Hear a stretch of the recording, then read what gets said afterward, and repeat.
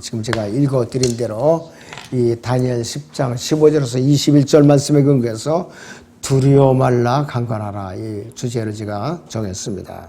자, 그렇다면은 주님께서 다니엘에게 두려워 말라 강건하라고 말씀하신 이유가 무슨 것인가? 두려워 말라 강건하라고 말씀하신 이유가 무엇인가 이것이. 그 이유가 이 다니엘이 환상을 봄으로 인해서 기력이 떨어졌기 때문에요. 환상을 봄으로 해서 기력이 완전히 떨어진 거예요. 그것이 16절에서 17절이에요. 다시 한번 볼까요, 우리? 그런데 보라, 사람들이 아들들의 모습이 모습같이 생기니까 내 입술을 어루만지니 내가 내 입을 열어 내 앞에 서 있는 사람에게 말하기를 오 주의 주여 그 환상으로 인하여 내 슬픔이 내게 임하여 내가 힘이 없어졌나이다. 나로 말하면 내 안에 힘이 다 없어졌고 내 안에 호흡도 남아있지 않으니 내 주의 종이 어찌 내 주와 더불어 말할 수 있으리까 하였더라 그랬습니다. 완전히 기력이 떨어져서 기진맥진에 있던 상태예요. 자, 벙어리가 되었다는 말은요, 말문이 막혀서 말을 할 수 없다는 의미가 있죠. 그렇다고 해서 멍청이가 되었다는 말은 아니에요. 말문이 막혀서, 기가 막혀서 말이 안 나온다는 뜻이에요. 그래서 영어 단어로 덤이라고, D-U-M-B, 덤이라고 합니다. 그래서 여기서 벙어리처럼 말문이 막혀서 말을 못한다는 뜻으로서의 그 덤이라는 뜻이에요. 자, 그런데 이 짐승들은요, 말은 못해도 멍청이가 아니에요. 굉장히 영리해요.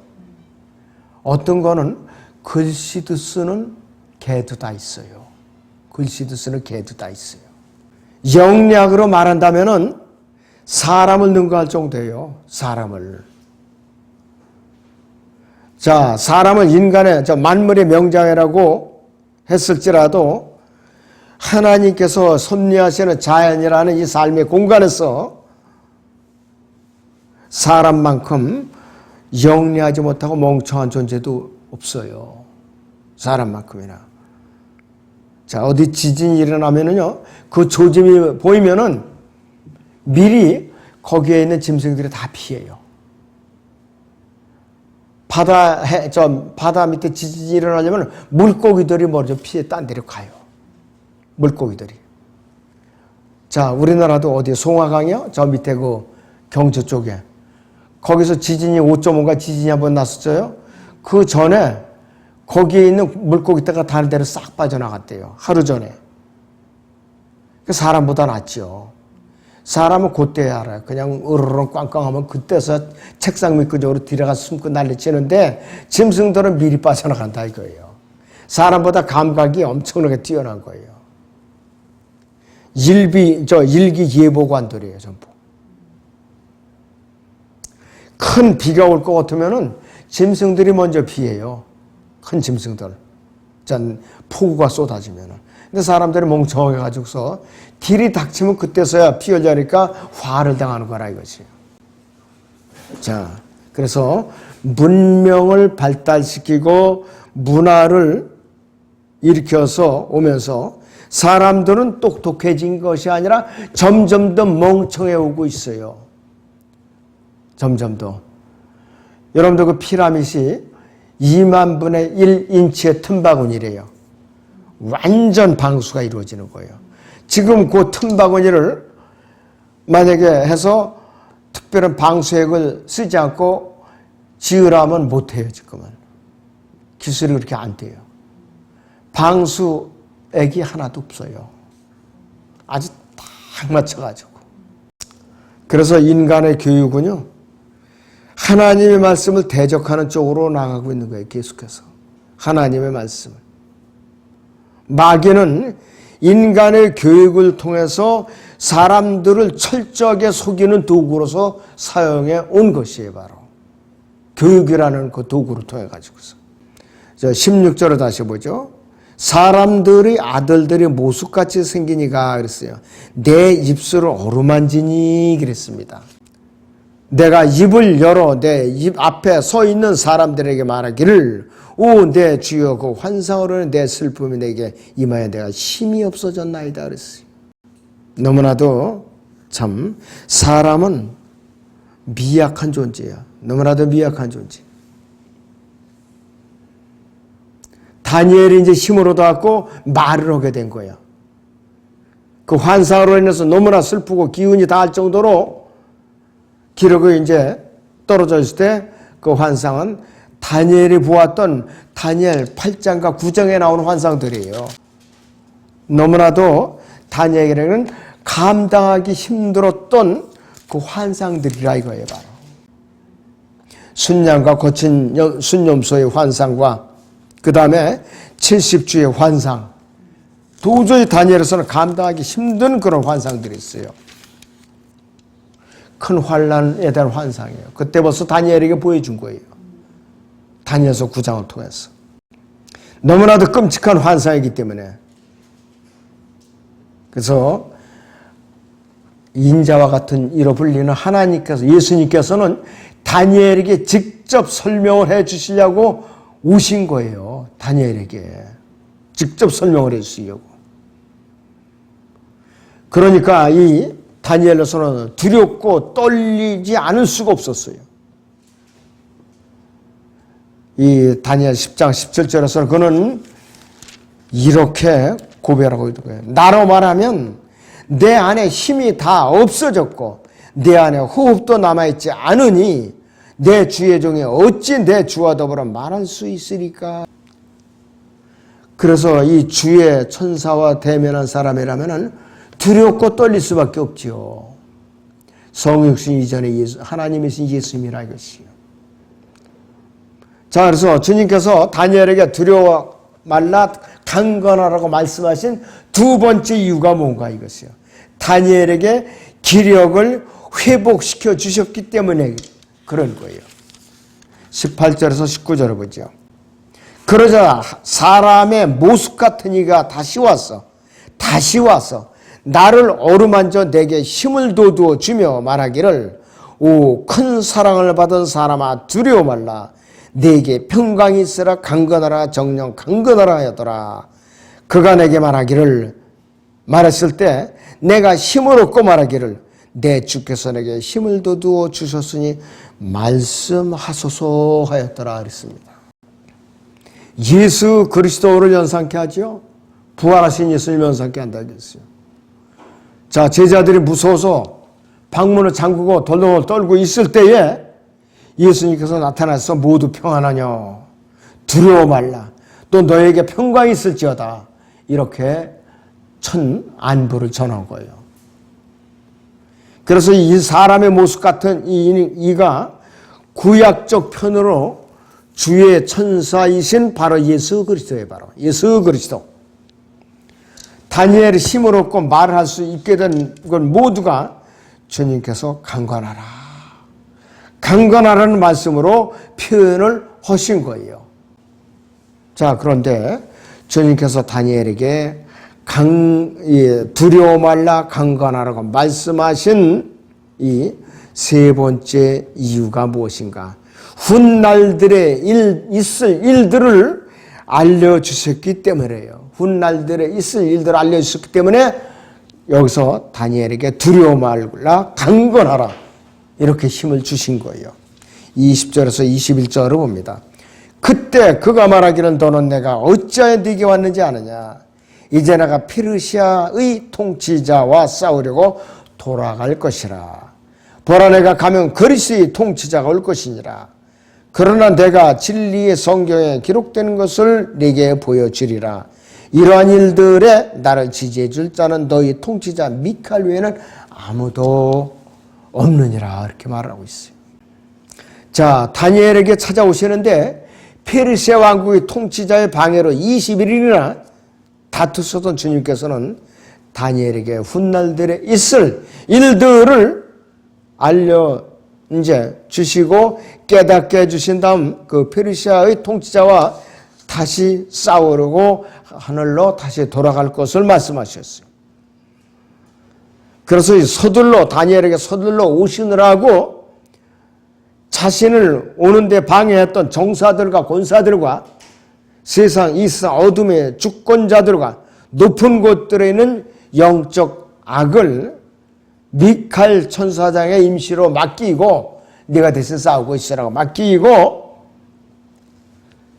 이제 오셨기 때문에 지체됐고 이제는 다시 돌아가서 미카엘을 도와서 치열한 영적 전쟁을 내가 끝내겠다. 그 뜻이에요, 바로. 그래서 이 페르시아의 통치자라는 인물은 실제로 이 땅 위에 있는 페르시아 왕국의 보좌에 앉아 있는 그 존재가 아니라 이 공중의 높은 곳에 있는 영적인 존재들을 말하는 것이에요.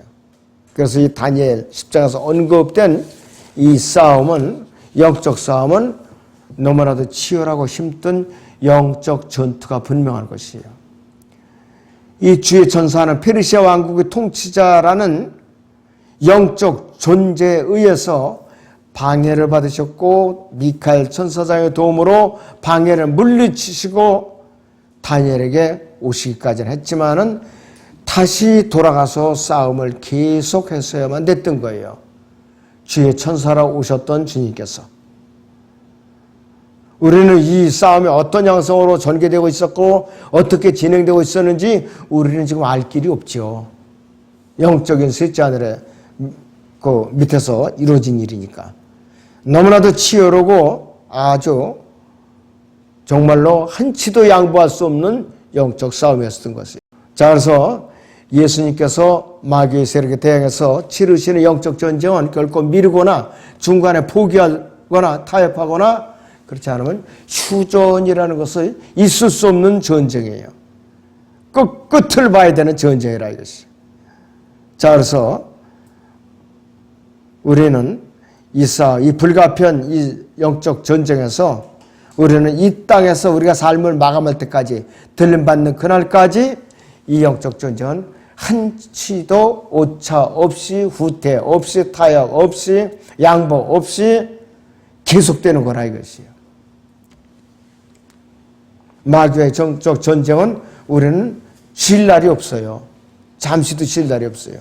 세상적으로는 날짜 따라서 쉬는 날이 있잖아요. 이렇게 설전처럼 영적 전쟁은 1년 365일 24시간 쉴 날이 없어요. 정말로 쉴 날이 없다 이것이. 그래서 이 모든 그리스도인은 마귀와 영적 전쟁을 피할 수가 없기 때문에 사도 바울은 믿음의 선한 싸움을 싸우라. 언제까지 들림받는 그 순간까지.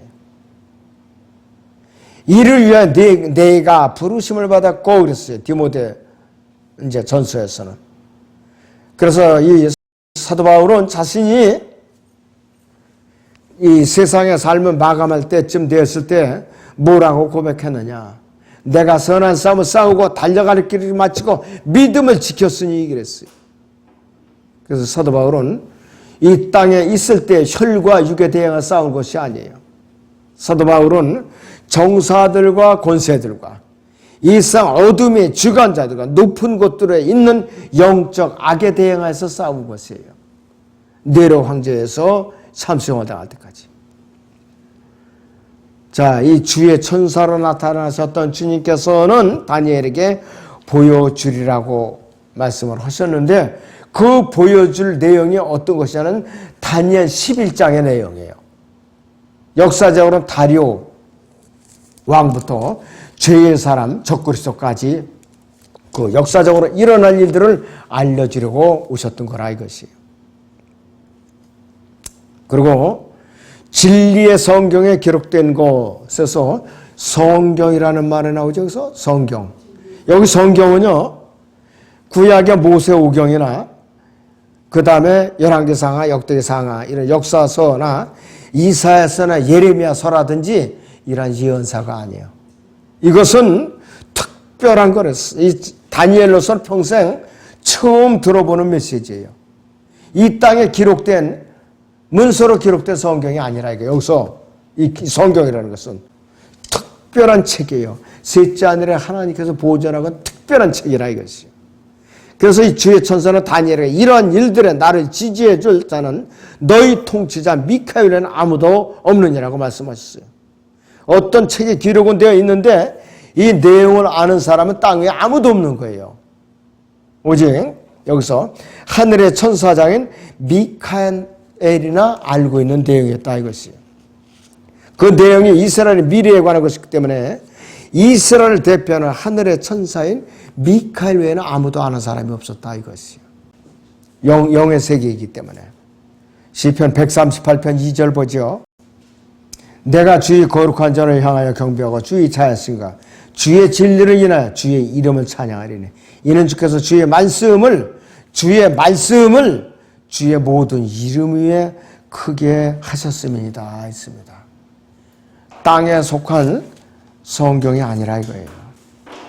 그러니까 다니엘도 이 하늘에 있는 이 성경에 기록된 진리의 성경에 기록된 것을 다니엘은 알 수가 없으니까 주님께서 주의 천사를 직접 찾아오셔서 앞으로 일어날 일들을 설명해 주신 것이 바로 이 다니엘 11장이에요. 저 예표되는 다리오 왕부터 적그리스도가 나타날 때까지. 그러니까 이것이 뭐냐면은 요한 계시록이란 말이에요. 앞으로 사도 요한이 patmos에서 받을 요한 계시록에 대한 환상을 다니엘은 미리 본 거예요. 다니엘은 죄의 사람에 대해서. 그러니까 이 다니엘은 완전히 기절할 수밖에 없었던 거예요. 받은 환상이 너무나도 엄청나고 감당할 수 없으니까. 그래서 그의 입술을 어루만지면서 강건하라 담대하라 그런 거예요. 말문을 열게 해주신 거예요. 그 다니엘은 참 너무나도 하나님의 큰 사랑을 받은 사람이에요. 그래서 이 다니엘서를 기록한 것이에요. 짧지만은 엄청난 메시지예요. 그러니까 이 어떤 사람들은 그래요.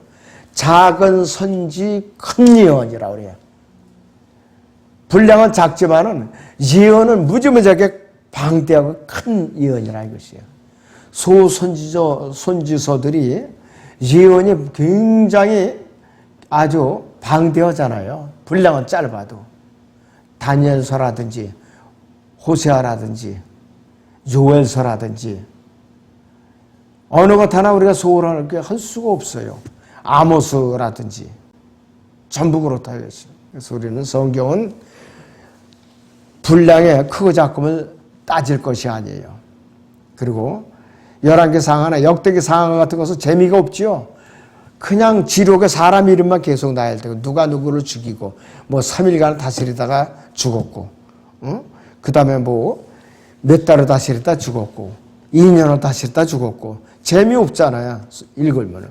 그러할지라도 하나님께서 영감으로 기록하신 성경이기 때문에 우리는 읽어야 된다 이거예요. 여튼 이제 음력으로는 새해가 이제 바뀌지만은 우리는 벌써 1월 1일부터 시작이 됐지만은 여러분들이 주님의 오심을 이제 마음속으로 간절히 이제 소망하면서 말씀하기도 해도 집중하셔야 됩니다.